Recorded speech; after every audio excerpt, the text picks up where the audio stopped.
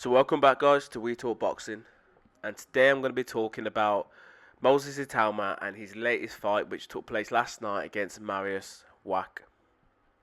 Now, this was an impressive and explosive victory for Moses Itauma, who annihilated, I was going to say destroyed then, but annihilated Mariusz Wach in 2 rounds. And this was a very, very, very impressive victory, even though Mariusz Wach is now 44 years of age. It was just the way he did it. He just didn't allow Mariusz Wach to get into the fight at all. I don't even feel as if Mariusz Wach threw any punches. Itauma was just all over him, and it was the movement, yeah, which was brilliant from him. His head movement, his foot movement, the in and out explosiveness, that agility.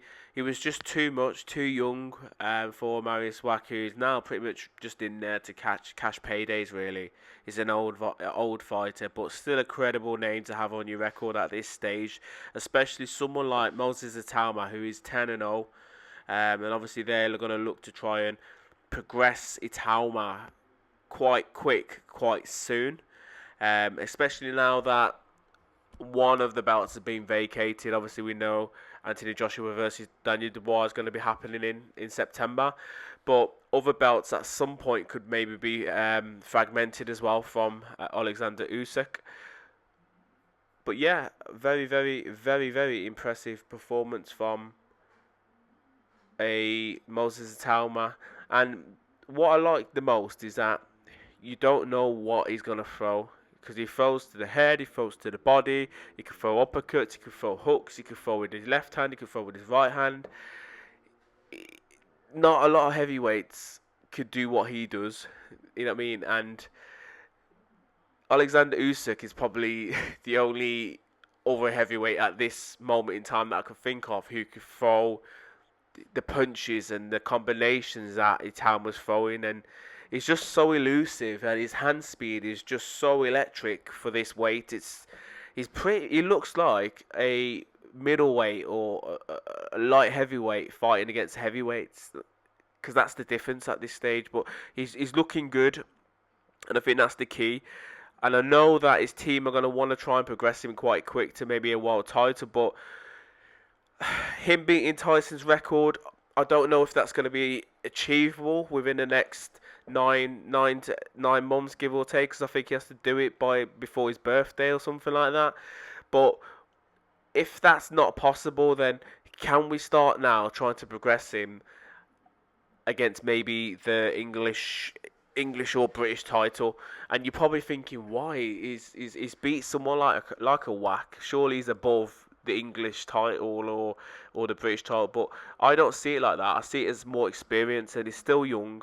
And as I said, even though he's looking so good and he's doing stuff that most heavyweights can't do, he still has to get that experience. He still has to be in there against the bigger, more durable guys in the division, because when the fights get tougher and harder for him, he's going to be like, okay, I've been here before. This is what I had to do.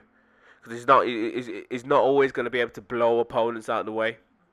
And there's some good fights out there for him. At the minute, his promoter, Frank Warren, is talking about throwing him in there tomorrow with like a Fraser Clark, which I think at this stage, that's a massive jump. But they obviously feel that that's ready. He's ready for that. I was going to say someone more like a Johnny Fisher or David Adelaide, throw him in there with someone like that. I think that would be a good step up from someone like a Mariusz Wach, because these guys are young and obviously they're active, and they would give him a little bit of a test.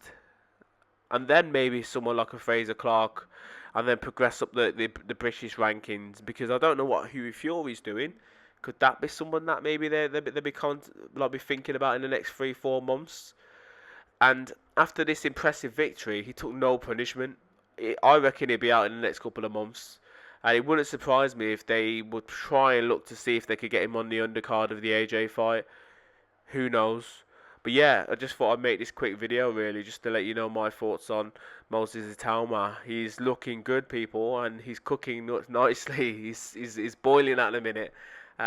We just got to hopefully not push him into the wrong fights too soon, because I believe that once all the next heavyweights, the older generation, have pretty much finished their career, your Chisoras, your AJs, your Tyson, you know what I mean, the Joyces, the English heavyweight, I reckon he will be our next best British heavyweight. He's got all the attributes at this stage. As I said, we just need to push him gradually into these type of fights rather than giving him killers too soon, wrecks his career, or dents his confidence. We don't know really, but you guys can let me know your thoughts in the comments below.